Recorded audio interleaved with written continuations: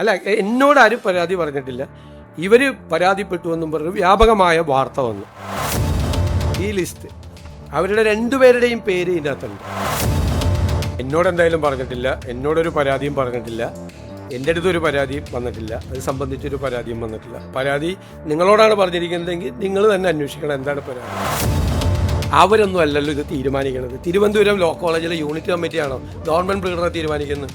അല്ല, ഗവൺമെൻറ് പ്ലീഡർമാരുടെ നിയമനവുമായി ബന്ധപ്പെട്ട് 2 ഗവൺമെൻറ് പ്ലീഡർമാരെ നിയമിച്ചപ്പോൾ വന്ന ആരോപണം, ഒന്നൊരാൾ കോളേജിൽ പഠിക്കുമ്പോൾ SFI ആയിരുന്നു, മറ്റൊരാൾ കോളേജിൽ പഠിക്കുമ്പോൾ ABVP ആയിരുന്നു എന്നുള്ള ആരോപണം.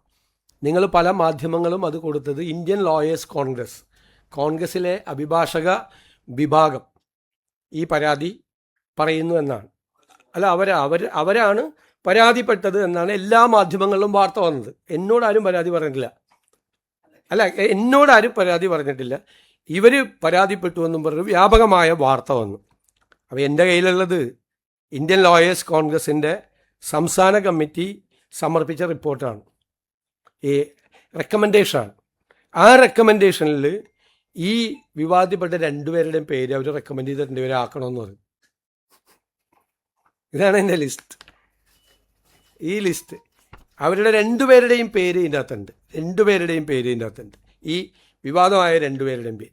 ഇവർ ഈ ലിസ്റ്റ് തന്നതുകൊണ്ട് മാത്രമല്ല ഞങ്ങളവരെ പരിശോധിച്ചത്. ലിസ്റ്റിൽ തന്ന പലരും വന്നിട്ടുണ്ട്, ചിലർ വന്നിട്ടില്ല. ഞങ്ങൾ അതിനെക്കുറിച്ചുള്ളൊരു പരിശോധന നടത്തിയിട്ടാണ്, അവരുടെ പശ്ചാത്തലം കൂടി പരിശോധിച്ചിട്ടാണ് അവരെ നിയമിച്ചത്. അവർ ഇന്ത്യൻ ലോയേഴ്സ് കോൺഗ്രസിൻ്റെ മെമ്പർമാരാണ്. 2 പേരും മെമ്പർമാരാണ്. 2 പേരും വളരെ കോമ്പിറ്റൻ്റ് ആയിട്ടുള്ള ലോയേഴ്സാണ്. അതാ AGയോടുകൂടി ആലോചിച്ചിട്ടാണ് നമ്മൾ ഗവൺമെൻറ് പ്ലീഡർമാർ അല്ലെങ്കിൽ കോൺഗ്രസിൻ്റെ ഒരു പോഷക സംഘടന തരുന്ന ലിസ്റ്റിൻ്റെ അടിയിൽ ഒപ്പിടാനല്ലല്ലോ നമ്മളിരിക്കുന്നത്. അങ്ങനെ ചെയ്യാൻ പറ്റില്ലല്ലോ.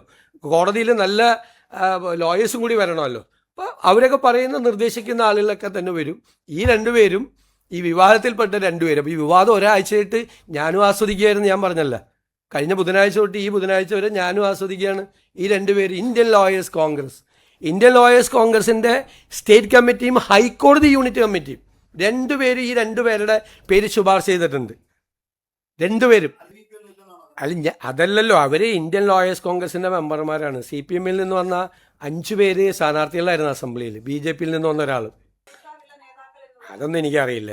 എന്നോടെന്തായാലും പറഞ്ഞിട്ടില്ല, എന്നോടൊരു പരാതിയും പറഞ്ഞിട്ടില്ല, എൻ്റെ അടുത്തൊരു പരാതിയും വന്നിട്ടില്ല, അത് സംബന്ധിച്ചൊരു പരാതിയും വന്നിട്ടില്ല. പരാതി നിങ്ങളോടാണ് പറഞ്ഞിരിക്കുന്നതെങ്കിൽ നിങ്ങൾ തന്നെ അന്വേഷിക്കണം എന്താണ് പരാതി. എൻ്റെ മുമ്പിൽ ആ പരാതി വന്നിട്ടില്ല.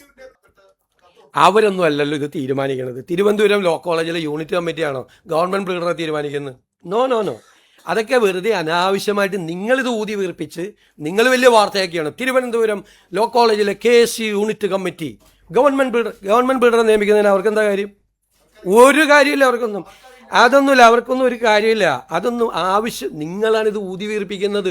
ഗവൺമെൻറ് പ്ലീഡർ നിയമനത്തിൽ വിവാദം തീർന്നല്ലോ ഇതോടുകൂടി. നാളെ മുതലില്ലല്ലോ ഇത്. ഏറ്റവും പുതിയ വാർത്തകളും വിശേഷങ്ങളും വിരൽ തുമ്പിലറിയാൻ Zee മലയാളം ന്യൂസ് എല്ലാ ഡിജിറ്റൽ പ്ലാറ്റ്ഫോമുകളിലും ലഭ്യം.